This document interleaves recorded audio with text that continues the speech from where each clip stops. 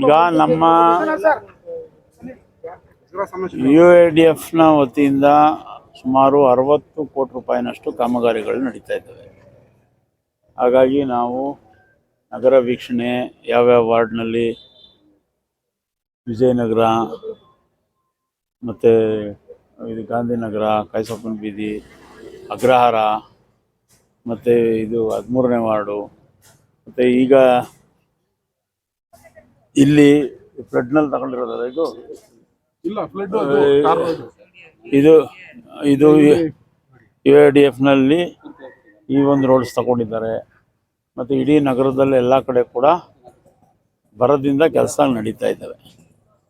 ಮತ್ತು ಈಗ ನಾಳಿದ್ದು ಮಂಗಳವಾರ ನಡೀತಕ್ಕಂಥ ಚಾಮುಂಡೇಶ್ವರಿ ಕರಗ ಮತ್ತು ಇತರೆ ಸುಮಾರು 8, 9, 7 ಕರಗಗಳಿಗೋಸ್ಕರ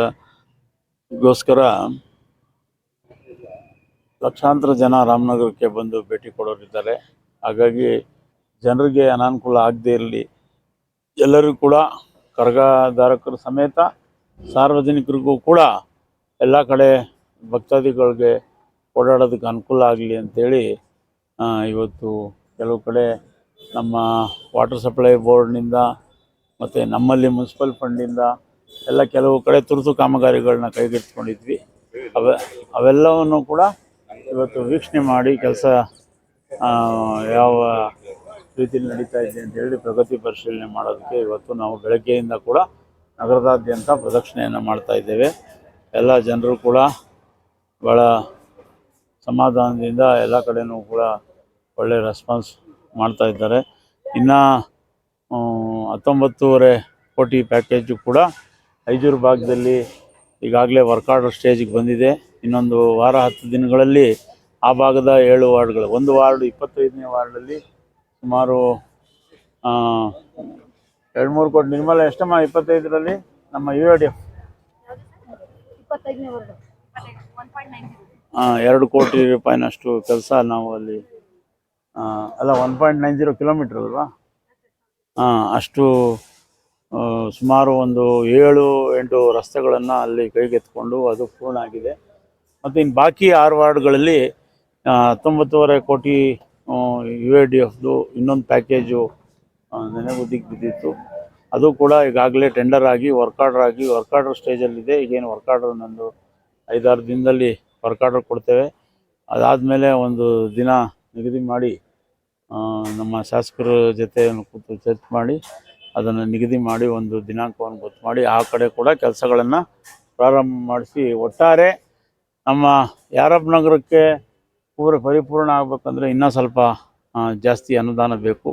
ಮತ್ತು ವಿವೇಕಾನಂದ ನಗರ ಮತ್ತು 25ನೇ ವಾರ್ಡು, 30ನೇ ವಾರ್ಡು, 31 ಇವೆಲ್ಲ ಸ್ವಲ್ಪ ಎಕ್ಸ್ಟೆಂಡೆಡ್ ಏರಿಯಾಸಲ್ಲಿರೋದ್ರಿಂದ 1ನೇ ವಾರ್ಡು, 2ನೇ ವಾರ್ಡು ಇವೆಲ್ಲ ಸ್ವಲ್ಪ ಹೆಚ್ಚಿಗೆ ಹಣ ಬೇಕಾಗ್ತದೆ.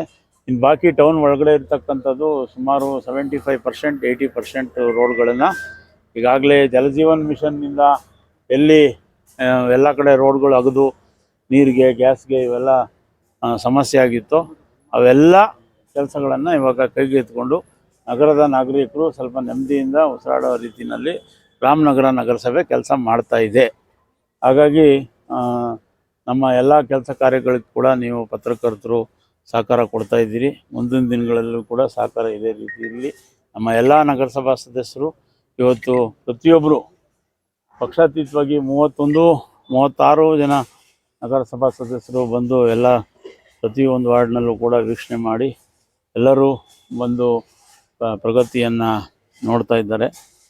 ಹಾಗಾಗಿ ಮುಂದಿನ ದಿನಗಳಲ್ಲಿ ಇಡೀ ರಾಮನಗರ ನಗರಸಭೆಯ ಎಲ್ಲ ನಗರಸಭಾ ಸದಸ್ಯರುಗಳು ನಾವೆಲ್ಲ ಒಂದಾಗಿ ರಾಮನಗರದ ಪ್ರಗತಿಗೆ ಮುಂದಿನ ದಿನಗಳಲ್ಲಿ ನಾವು ದೊಡ್ಡ ಮಟ್ಟದಲ್ಲಿ, ರಾಜ್ಯ ಮಟ್ಟದಲ್ಲಿ ರಾಮನಗರವನ್ನು ತೆಗೆದುಕೊಂಡು ಹೋಗೋದಕ್ಕೆ ಸನ್ಮಾನ್ಯ DK ಶಿವಕುಮಾರ್ ಸಾಹೇಬರು ಅವರ ಆಶೀರ್ವಾದದೊಂದಿಗೆ, ನಮ್ಮ ಶಾಸಕರಾದಂಥ ಇಕ್ಬಾಲ್ ಹುಸೇನ್ ಅವರ ಸಹಕಾರದೊಂದಿಗೆ ನಾವು ಎಲ್ಲ ರೀತಿಯ ಪ್ರಯತ್ನವನ್ನು ಮಾಡ್ತೇವೆ ಅಂತ ಈ ಸಂದರ್ಭದಲ್ಲಿ ಹೇಳಲಿಕ್ಕೆ ಬಯಸ್ತೇವೆ.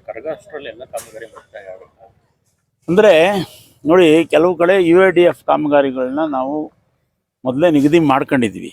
ಅಲ್ಲಿ ಕೆಲವು ಕಡೆ ಏನಾಗಿದೆ, ಕರಗ ಓಡಾಡೋವಂಥ ಜಾಗಗಳಲ್ಲಿ ಈಗ ಉದಾಹರಣೆಗೆ ನೀವು ಮೇನ್ ರೋಡು ವಿನಾಯಕ ನಗರ ಅಲ್ಲೆಲ್ಲ UADF ಕಾಮಗಾರಿ ತಗೊಬೇಕು. ಬಟ್ ಈಗ UADFನವರು ಬಗದ್ರೆ ಜನ ಓಡಾಡೋದಕ್ಕೆ ತೊಂದರೆ ಆಗ್ತದೆ ಅಂತ ಈಗ ತಾತ್ಕಾಲಿಕವಾಗಿ ಓಡಾಡೋದಕ್ಕೆ ಅನುಕೂಲ ಆಗೋ ನಿಟ್ಟಿನಲ್ಲಿ ನಾವು ಈ ಕೆಲಸ ಮಾಡಿಸ್ತಾ ಇದ್ದೀವಿ.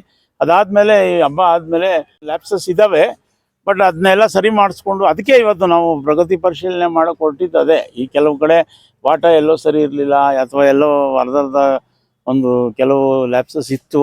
ಅದನ್ನೆಲ್ಲ ನಮ್ಮ ಕಾಂಟ್ರಾಕ್ಟರ್ಸ್ಗೆ ಎಲ್ಲರೂ ಇದ್ದರು, ನಮ್ಮ ಇಂಜಿನಿಯರ್ಸು ಎಲ್ಲರನ್ನೂ ಜೊತೆಗೆ ಉಟ್ಕೊಂಡು ನಾವು ಇನ್ಸ್ಟ್ರಕ್ಷನ್ಸ್ ಕೊಟ್ಟಿದ್ದೀವಿ. ಹಾಗಾಗಿ ಎಲ್ಲೂ ಕೂಡ ಜನರಿಗೆ ಅನಾನುಕೂಲ ಆಗೋ ರೀತಿಯಲ್ಲಿ ಅಥವಾ ಒಂದು ಕಾಮಗಾರಿಗಳು ಸರಿಯಾಗಿ ಸಮರ್ಪಕವಾಗಿ ನಡೆಯೋ ರೀತಿಯಲ್ಲಿ ನಾವೆಲ್ಲ ಕೆಲಸ ಮಾಡ್ತೀವಿ.